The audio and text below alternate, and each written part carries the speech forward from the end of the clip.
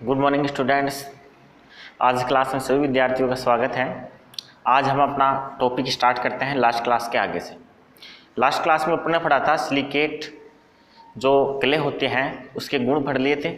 आज हम पढ़ेंगे सिलिकेट क्ले के प्रकार। आज का अपना टॉपिक है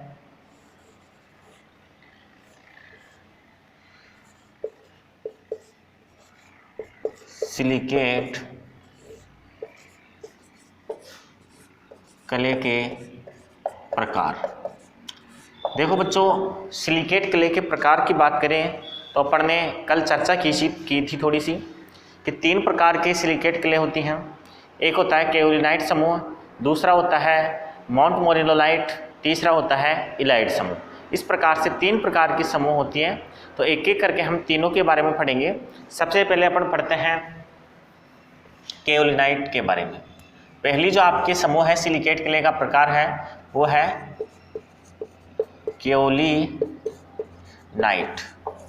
केओलिनाइट समूह है।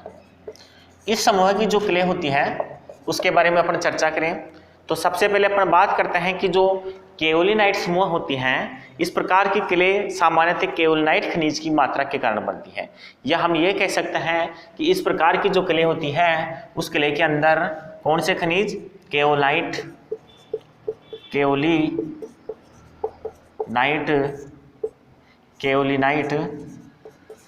खनिज की अधिकता होती है। केओलिनाइट खनिज की क्या होती है, इसमें अधिकता पाई जाती है। दूसरी अगर हम बात करें तो जो केओलिनाइट समूह होता है, इस केओलिनाइट मृत्तिका का जो सूत्र होता है, रासायनिक सूत्र, वो होता है Al4 Si4 O10 OH4। ये होता है इसकी रासायनिक, इस जो क्ले है इस क्ले की रासायनिक मृदा का रासायनिक सूत्र।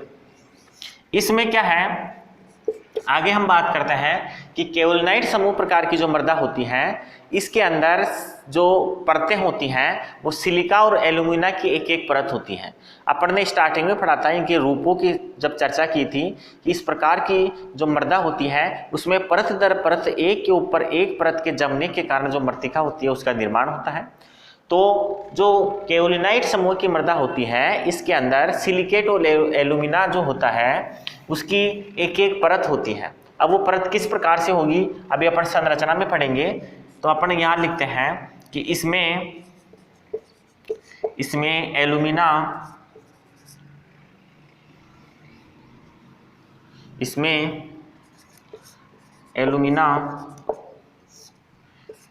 Al2O3 इसका फॉर्मूला हो गया, वह सिलिका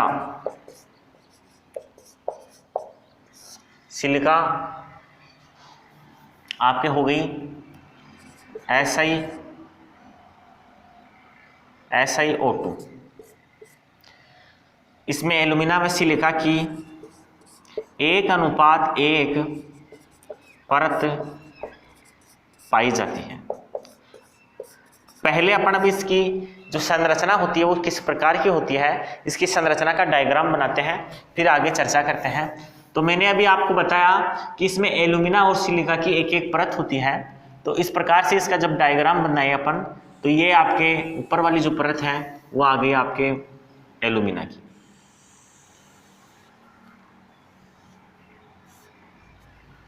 इसके नीचे आपके सिलिका की परत आएगी। ये है आपके Al2O3 या इसको आप बोल सकते हो एल्यूमिना। या आपके SiO2 या फिर सिलिका की परत आ गई।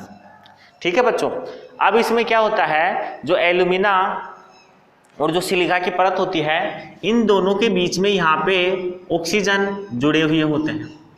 यहाँ पे क्या जुड़े हुए होते हैं, ऑक्सीजन या फिर हाइड्रोक्सिल समूह के द्वारा ये दोनों परतें आपस में जुड़ी हुई रहती हैं। ये एल्यूमिना की परत ऊपर वाली, नीचे वाली सिलिका है। दोनों की परतों के बीच में ये ऑक्सीजन है या ऑक्सीजन की जगह पे हाइड्रोक्साइड भी हो सकता है। ऑक्सीजन द्वारा बंधित, ये ऑक्सीजन के द्वारा क्या है, बंधित है दोनों परतें। अब ऐसी ही एक और परत इसके नीचे आती है, क्योंकि परत के रूप में परत जमी हुई होती है, तो अपन लिख सकते हैं इसका दूसरा डायग्राम अगर नीचे बना दें तो इसके अंदर क्या होता है, एक और परत आ जाएगी ऐसी की ऐसी, जिसके अंदर ऊपर की तरफ आपकी क्या रहेगी, एल्यूमिना, Al2O3, ये ऊपर रहेगा आपके एल्यूमिना, और नीचे वाली जो परत रहेगी उस नीचे वाली परत में आपकी क्या रहेगी, सिलिका, SiO2 सिलिका, यह आपकी नीचे वाली परत में रहेगी। ये जो दोनों परत होती हैं, इन परतों के बीच में भी वैसे ही ऑक्सीजन के द्वारा ये बंधित रहेंगी, दोनों के अंदर क्या पाई जाएंगी, ऑक्सीजन के द्वारा बंद रहने से ये जुड़ी हुई रहेगी, ऑक्सीजन से बंधित रह के।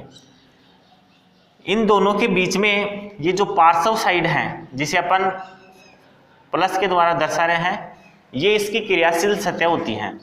ये दोनों वाली जो साइड है, ये दोनों वाली साइड जो होती है आपके, वो क्या होती है, इसकी क्रियाशील सतह होती है। इन क्रियाशील सतहों के माध्यम से ये अधिशोषण की क्रिया करती है। कौन सी क्रिया करती है ये करती है अधिशोषण की क्रिया।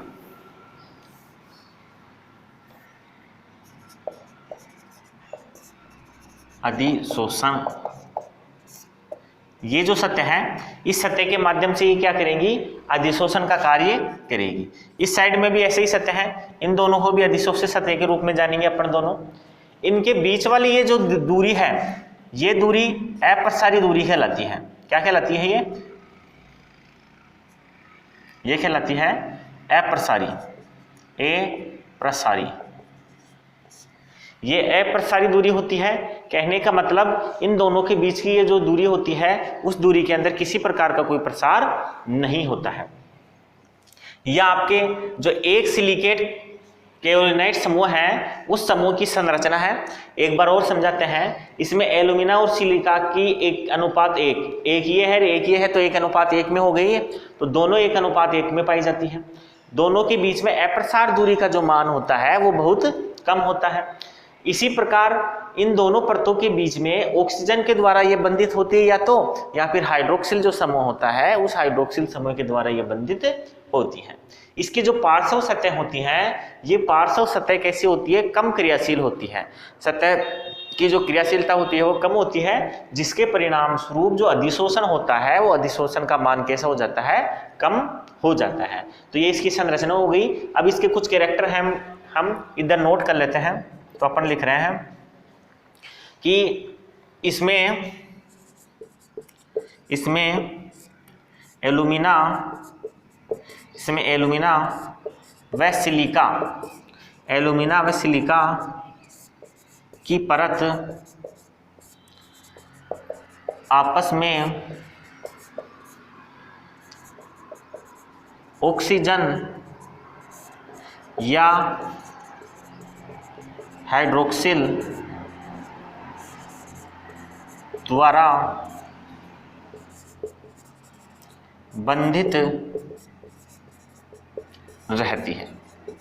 ये क्या होता है, या तो हाइड्रोक्सिल के द्वारा बंधित रहती है या फिर ये ऑक्सीजन के द्वारा क्या रहती है, बंधित रहती है। तो इस प्रकार से अपन यहाँ देखेंगे कि दोनों के अंदर जो बंध है वो हाइड्रोक्सिल या किसके कारण होता है, ऑक्सीजन के कारण होता है। नेक्स्ट अपन लिखें तो इसकी क्रियाशील सतह कम होती है, जिस कारण यह अधिशोषण कम कर पाती है।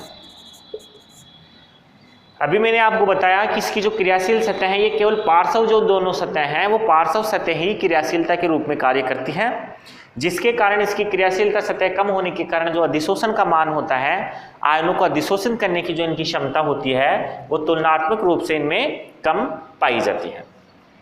नेक्स्ट अपन लिखते हैं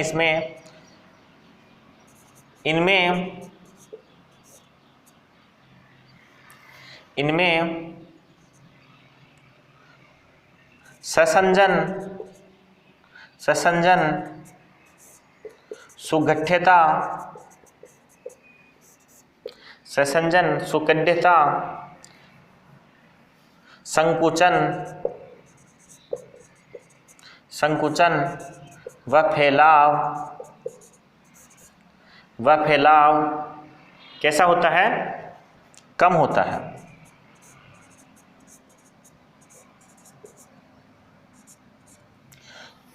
सॉरी, ये अधिक होता है, फैलाव अधिक होता है।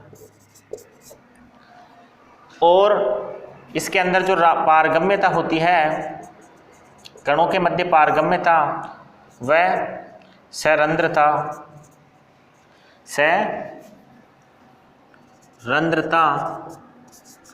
का मान कम होता है। इसमें क्या होती है? पारगम्यता व सरंध्रता का मान तो होता है कम, और ससंजन, सुगठ्यता, संकुचन और फैलाव जो होता है वो होता है अधिक।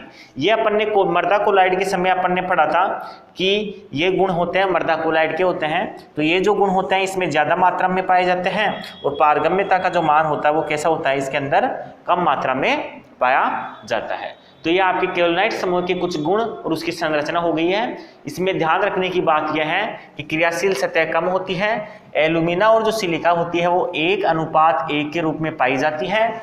इसकी क्रियाशील सतह कम होने के कारण अधिशोषण क्षमता कम होती है।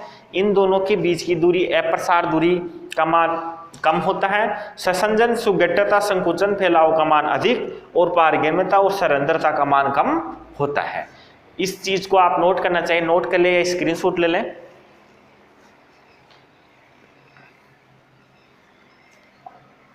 चलो ठीक है।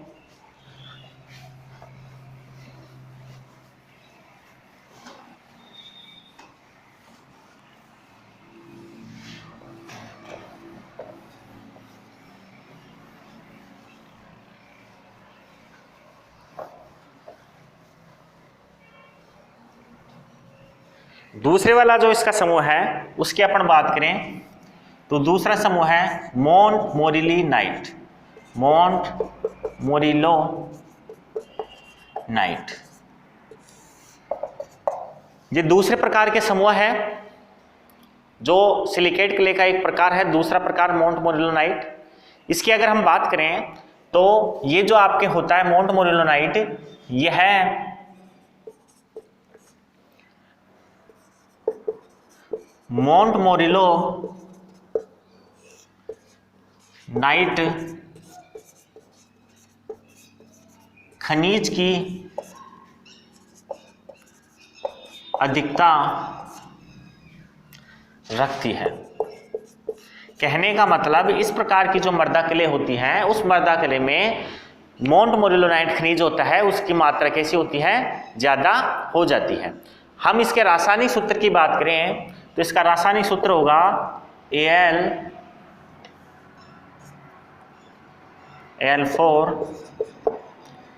Si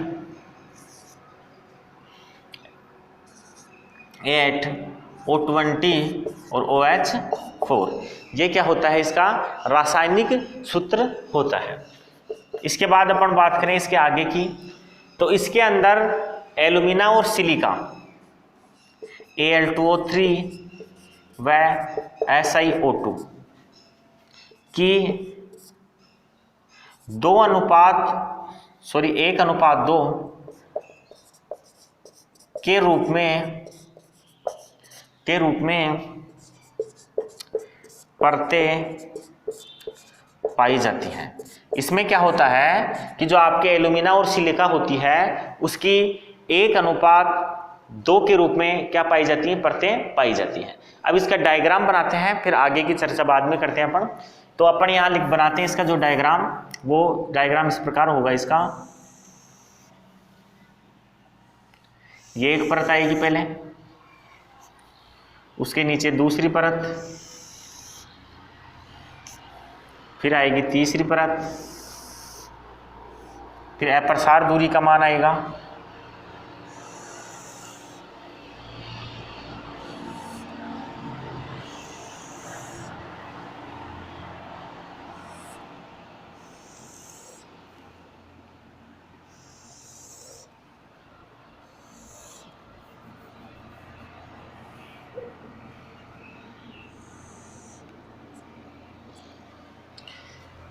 ये जो आपके इसकी परत होगी वो इस प्रकार से होगी, इसमें SiO2 फिर Al2O3 और फिर SiO2 की परत पाई जाएगी।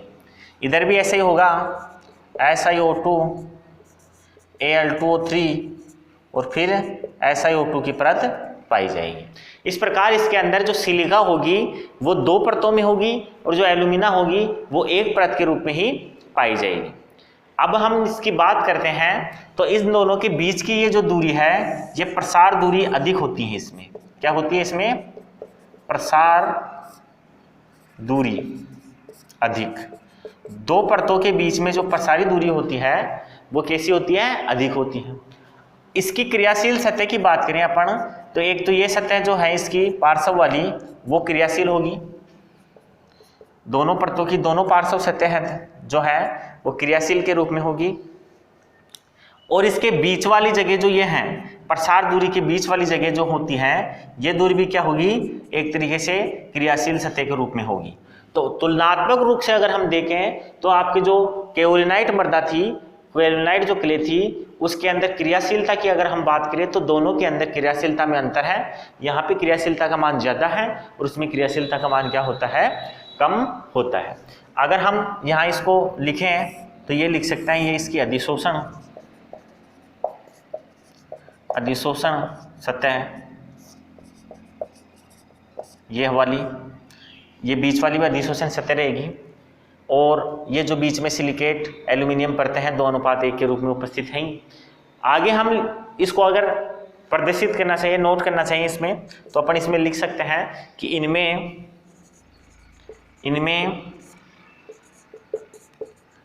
क्रियाशील सतह अधिक होने के कारण, क्रियाशील सतह अधिक होने के कारण अधिशोषण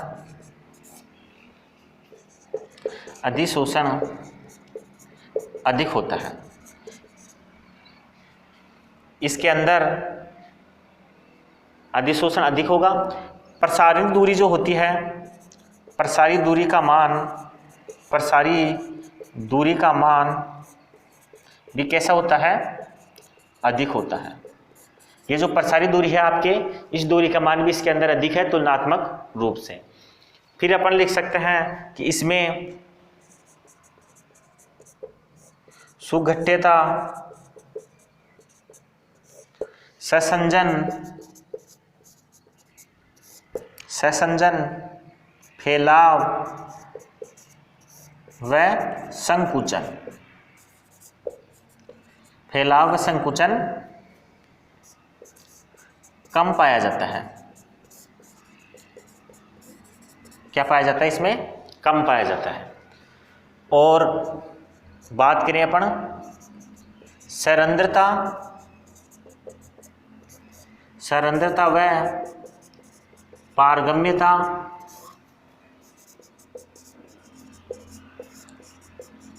अधिक पाई जाती है। सरंध्रता और पारगम्यता का मान अधिक होता है, सुघट्यता और ससंजन, फैलाव, संकुचन का मान क्या होता है? कम होता है।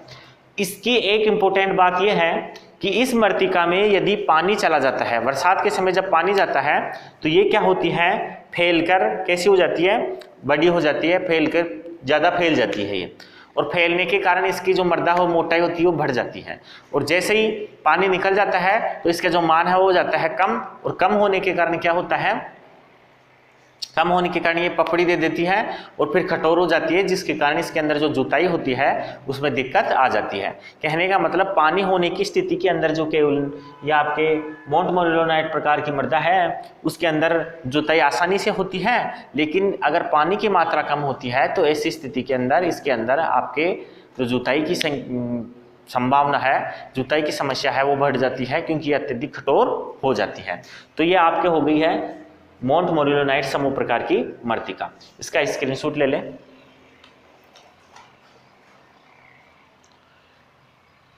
चलो ठीक है। तीसरे प्रकार की जो मृत्तिका है वो है इलाइट प्रकार की, उसके बारे में भी अपन चर्चा कर लेते हैं थोड़ी सी।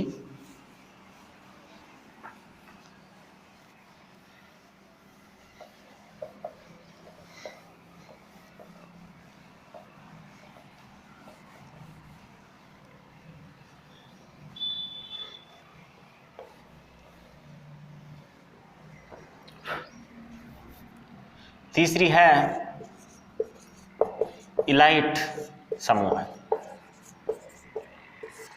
इलाइट समूह जो होती है, उस समूह की अगर हम बात करें तो इसके अंदर इलाइट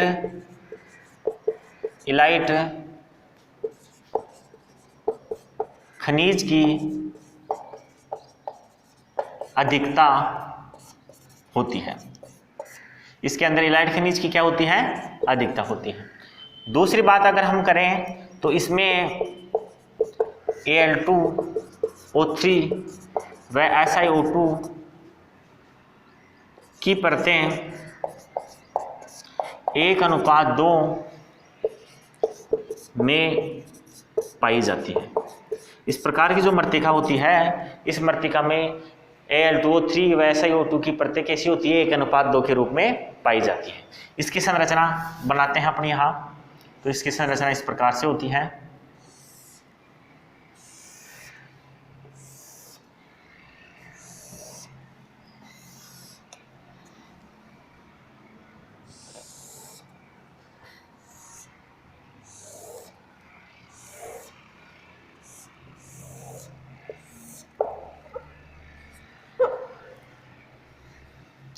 ये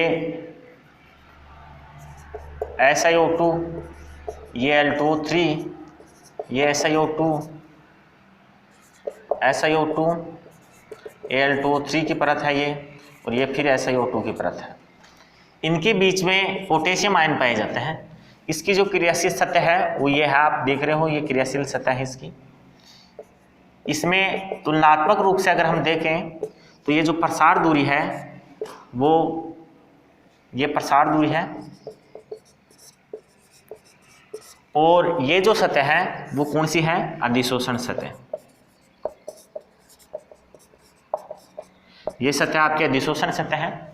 ये आपके कौन सी है? इलाइट समूह मृदा है, उसकी संरचनात्मक परत है। अब हम बात करते हैं इसमें कि तुलनात्मक रूप से यदि हम देखें तो इसकी जो सतह है, कौन सी? क्रियाशील सतह है, वो केओलिनाइट मृदा से अधिक और मोंटमोरिलोनाइट जो मृदा है उससे क्या होती है? कम होती है। प्रसार दूरी की बात करें तो वो भी ऐसी है, दोनों के बीच की होती है ये, और अनुपात के रूप में परतों का अनुपात आप देख ही रहे हैं यहाँ पे। इस प्रकार से इसके जो गुण होते हैं, ये गुण दोनों प्रकार की केओलिनाइट और मोंटमोरिलोनाइट के बीच की मृदा होती है ये। इसके जो गुण होते हैं वो केओलिनाइट के से अधिक और मोंटमोरिलोनाइट से थोड़े कम होते हैं, चाहे सुगठ्यता हो, चाहे संसंजन हो, चाहे फैलाव संकोचन हो, चाहे सैरंध्रता हो, चाहे पारगम्यता हो, चाहे अधिशोषण की मान हो। इसके जो जितने भी गुण हैं, जितने भी जो मान हैं, वो केओलिनाइट मृदा से तो होते हैं अधिक और मोंटमोरिलोनाइट मृदा से क्या होते हैं? कम। तो यहाँ हम एक लाइन में लिख देते हैं इसका सारा, कि इसके सारे गुण, ये बाद में लिखेंगे, अपन पहले लिखते हैं, इनकी प्रसार दूरी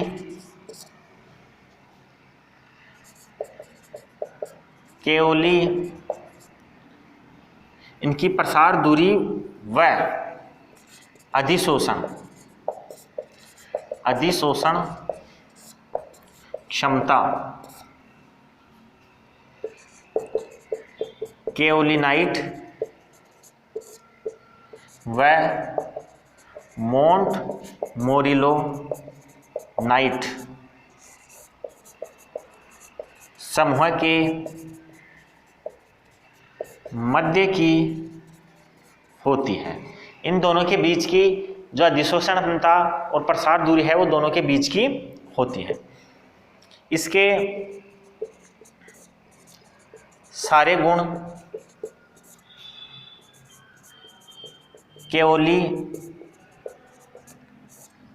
केओलिनाइट से अधिक व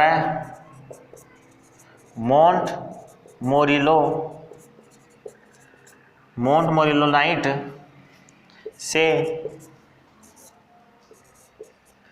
कम होते हैं। ठीक है बच्चों, इस प्रकार से आज अपन ने 3 मृदा समूह सिलिकेट क्ले के बारे में पढ़ा। पहली थी केओलिनाइट, दूसरी मोंटमोरिलोनाइट और तीसरी है इलाइट समूह। तीनों में जो अंतर है वो तीनों के अंतर को आपको स्पष्ट रूप से समझाना। अगली क्लास में अपन पढ़ेंगे इससे आगे का टॉपिक। आज क्लास यहीं तक रहेगी। थैंक यू, धन्यवाद।